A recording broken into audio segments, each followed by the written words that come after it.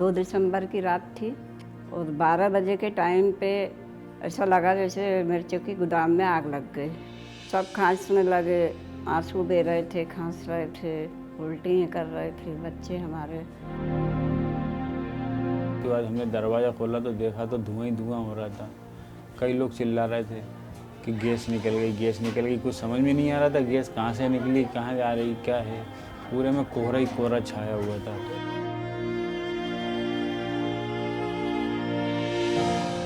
हम आज तक वो रात नहीं भूल सकते, ना कभी भूल सकते। 2-3 दिसंबर 1984 को रात वो क़यामत की रात थी। वो ऐसे हादसे की रात थी, ऐसी हवाएं थी, वो ऐसी जहरीली गैस थी कि हज़ारों से हज़ारों लोगों को मौत की नींद सुला दिया। और हमारे घर में भी 2 मौतें उसी रोज़ सुबह हो गई। A mistake, a technical error, an accident, and pain of decades. That Bhopal's night became never forgotten chemical disaster. The Bhopal unit of Union Carbide India Limited used to make pesticides. For that, toxic chemicals were being used here. This is the same E610 tank, which stored methyl isocyanate, also known MIC. During 2nd and 3rd December 1984, a chemical reaction was triggered in this tank due to the leakage of water. As this happened, the stored MIC started escaping from the tank. It routed itself out from the chimneys, and before anything could be done, it reached the nearby settlements. This was the start of the most tragic chemical disaster which the world can never forget.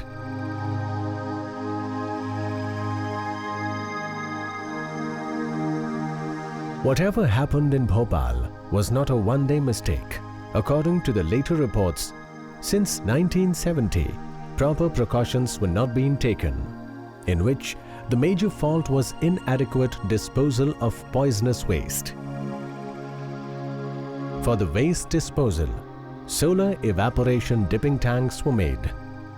Specialized polythene layers were laid in these tanks, but in few years, these polythene cracks and poisonous chemicals began to reach groundwater. Not only this, these tanks overflow during the rain and the poisonous garbage spreads around. The Union Carbide scientists have written in these reports that we have copies of that they were not able to get LD50 values because every dilution they used of the groundwater samples killed 100% fish, which means it was extremely toxic, and Union Carbide knew about it in 1989. For this tragedy, the government had to make a separate hospital for gas victims. Several non-governmental organizations also came forward, which are still providing their services for health reforms. They believe that the effects of poisonous chemicals also occurring on coming generations. Civil life has been adversely affected by this. It's not only the current generation who had directly inhaled the gas were affected, but the ill effects can be seen in the following generations too. In today's fast-paced world, where industries play a major role in fulfilling the changing requirements,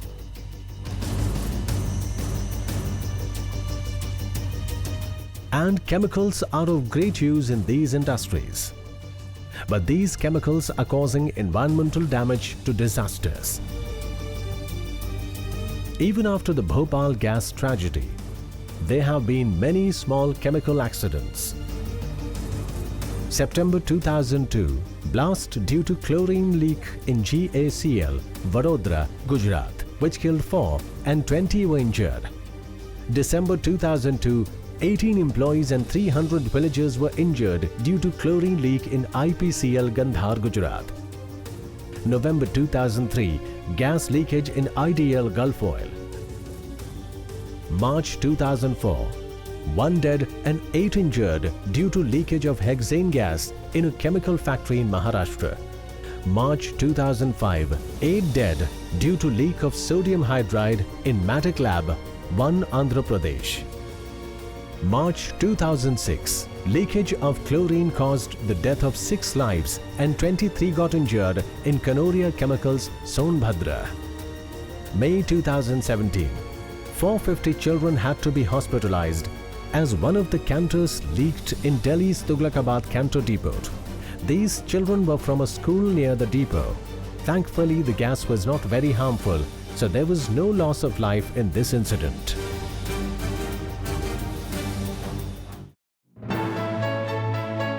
Where there are chemical hazards create immediate disaster.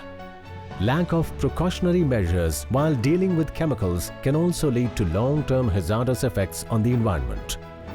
Chemicals like chlorine and phosphorus, when exposed to atmospheric moisture, produce other thicker acids like hydrochloric acid, phosphoric acid and sulfuric acid. After getting concentrated, these gives birth to acid rain. Acid rain is very harmful for humans, crops and as well as historical monuments. Taj Mahal's walls turning yellow is a true example of this. Acid increases the acidity levels in soil and decreases fertility. The situation of rivers today tells how pollution from chemicals affects the climate and how bad it is for the environment. River Hindon, which once used to be the lifeline of some parts of UP, is today a dump yard of industrial waste. This has not only affected the farmland but has also polluted the environment.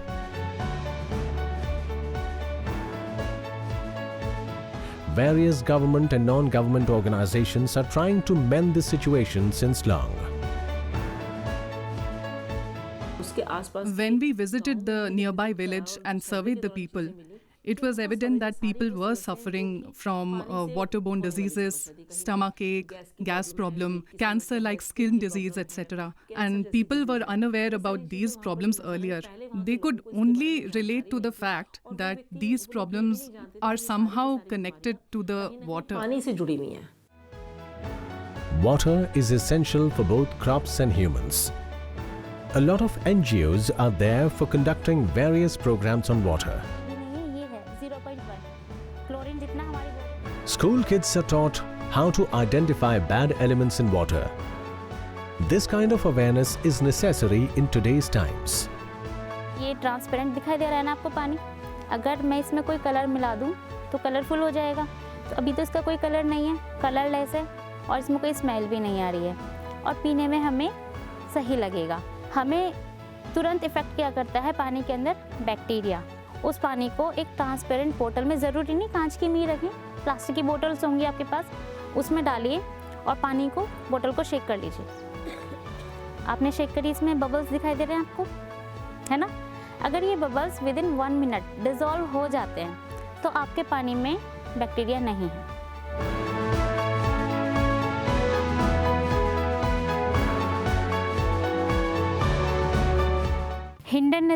Because of many chemical industries in the industrial area along the Hindon River, many harmful chemicals like arsenic, lead, etc. are released in the river, which is toxic to living organisms, including human beings.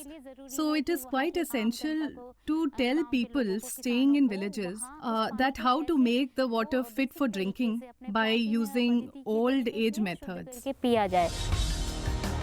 There are plenty of major accident hazard units throughout the country.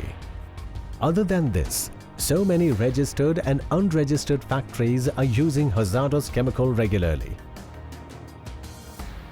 They store and transport these chemicals on a daily basis, during which a small error like leakage, chemical reaction, explosion or a small fire can lead to a big disaster.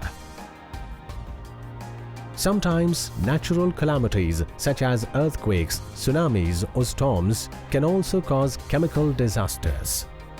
In the year 1999, Odisha cyclone leakage of ammonia gas from Oswal Chemicals and Fertilizers Limited, Paradeep, and flow of phosphoric acid during Bhuj earthquake in 2001 is a big example.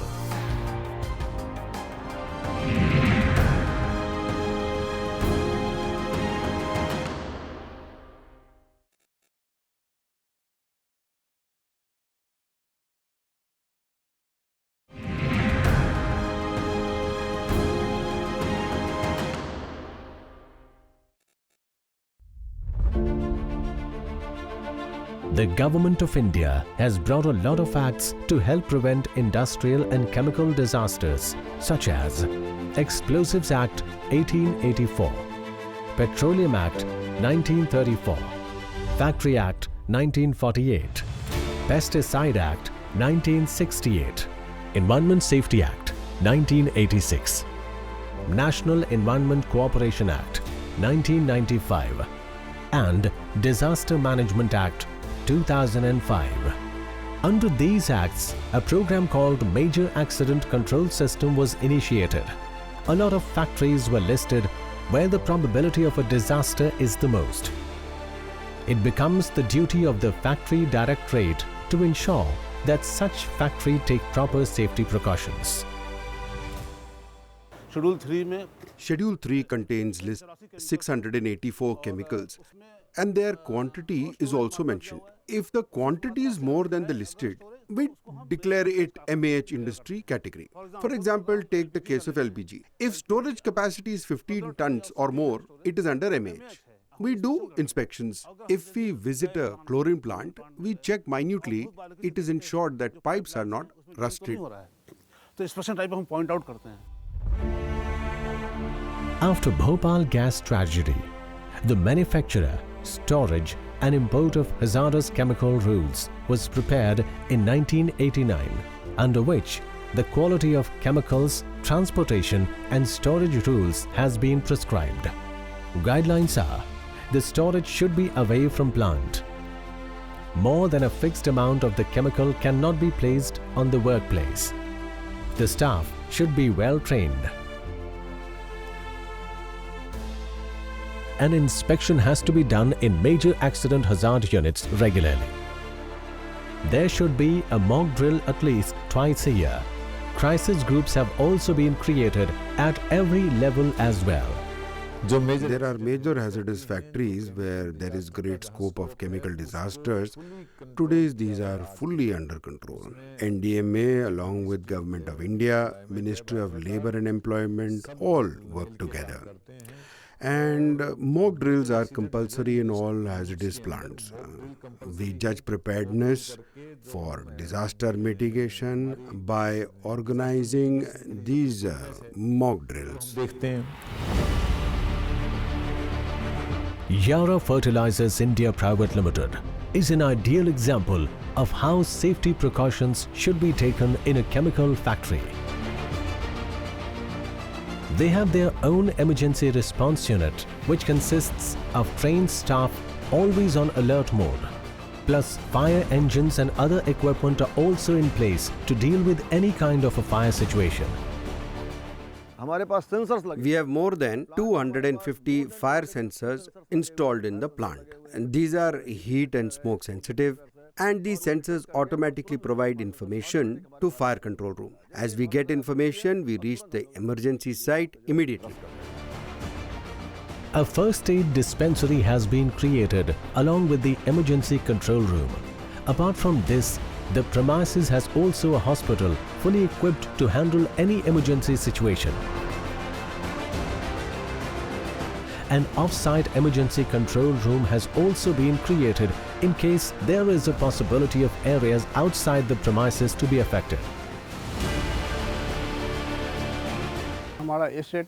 We have asset integrity program under which all storage and pipelines are monitored and maintained regularly. So there is no leakage. We perform on-site rehearsal in 6 months. Rehearsals is in 3 types: L1, L2 and L3. L1 means the effect of leakage is within plant. In L2, effect is outside plant but within campus, and L3 means the effect of leakage goes out of campus.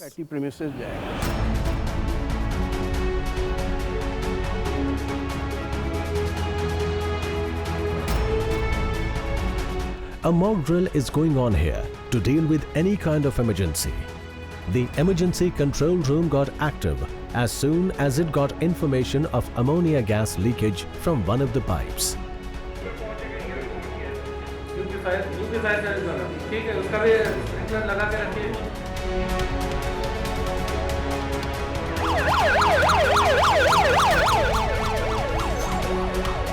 As per the Layer 1 norms, trained firefighters have started creating a water curtain to reduce the effects of ammonia.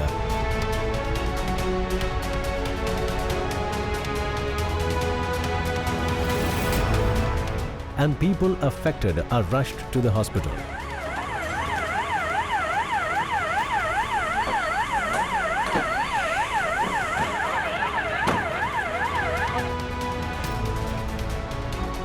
After judging the situation, it was concluded that the gas might spread outside the premises of the factory. Immediately, probable villages which could be affected were identified. The local authorities were immediately notified through a special hotline. All the concerned officials of the concerned departments rushed to the emergency control room.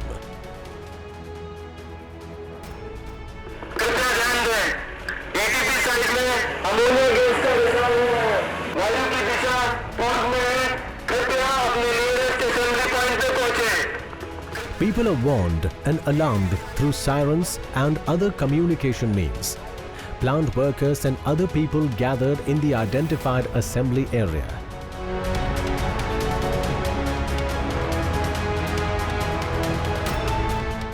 People are evacuated from the villages and taken to safe places.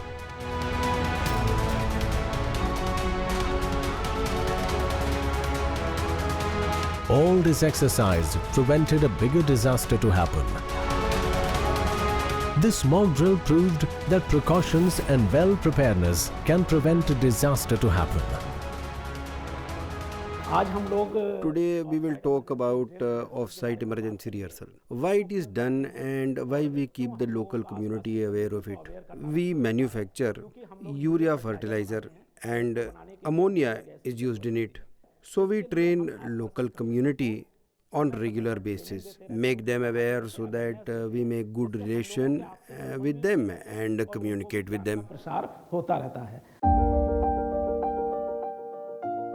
As per the guidelines prepared under Disaster Management Act, during the leakage of any chemical gas, one should run 90 degrees perpendicular to the direction of the wind. Also cover the face with a wet cloth and breathe short. One can figure out the wind's direction by holding a thin cloth in air. In case one is not able to run, then it is advisable to go to a lower area and lay down on the stomach with a wet cloth covering the face. If one is at home, then immediately run to the basement, shut all the doors and windows and switch off the fans and coolers. Cover the face with a wet cloth. Let the kettles free and let them run in the opposite direction of the wind. The purpose of the mock drills organized in the Major Accident Hazards Unit is to make factory administration, local administration, workers and public aware and ready to deal with any emergency situation.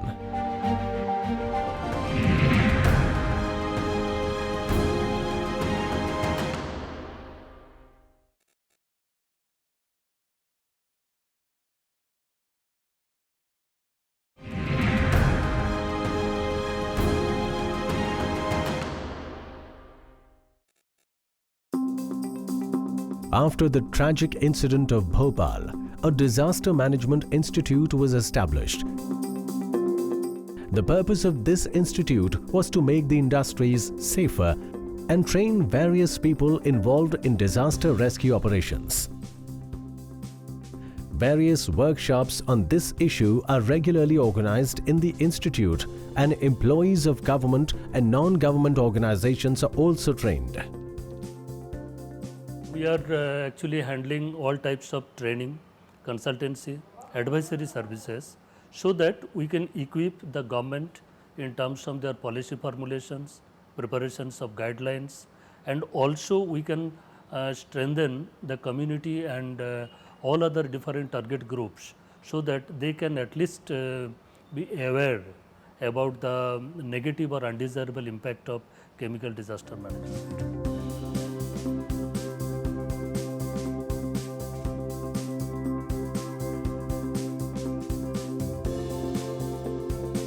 Gwalior-based DRDO's Unit of Defence Research and Development Establishment is working on chemical and biological safety. Other than researchers, various technologies are being developed to deal with chemical and biological dangers. Some of the instruments developed can calculate the amount of chemicals in the air, masks to remain safe. From poisonous chemical gases are also designed in his unit. Thanks to these developments in science and technological advancement, that today we are able to prevent major disasters and also reduce their effects. We put one condition that there should not be more than 20 liters storage at workplace, and it is isolated from factory, so that if any accident happens in storage, there is no damage to factory. There are very stringent rules for chemical handling, and we see that there is no major accident after Bhopal gas tragedy. Based on the degree of danger, warning signs have been given on the storage, transportation and use of various chemicals. This helps in informing the kind of the chemical and how dangerous it is.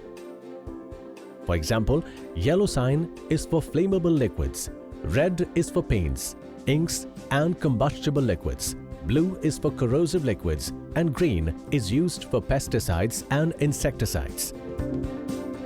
It's compulsory to put these warning signs on all vehicles carrying such chemicals and also on the packing of pesticides used in homes. In spite of all precautions in place, chemical hazards can still happen. In such situations, National Disaster Response Force plays a major role. Equipped with the latest equipment of NDRF, units of CBRN activated immediately. By reaching the spot, the team checks the amount of leakage in the air, after which the affected are taken out of the accident site and gives the first aid on the side. We remove all the victims who are there from site, and we decon all the available chemicals. Once it is deconned, then a final monitoring is done. Once it is confirmed that there is no chemical, and the concerned authorities together declare the area safe. Chemicals are a major part of industries in today's times. But the extensive use also increases the dangers of chemical hazards. Therefore, all industries should understand their social duties and follow the rules, so that a prosperous and secure society can be created.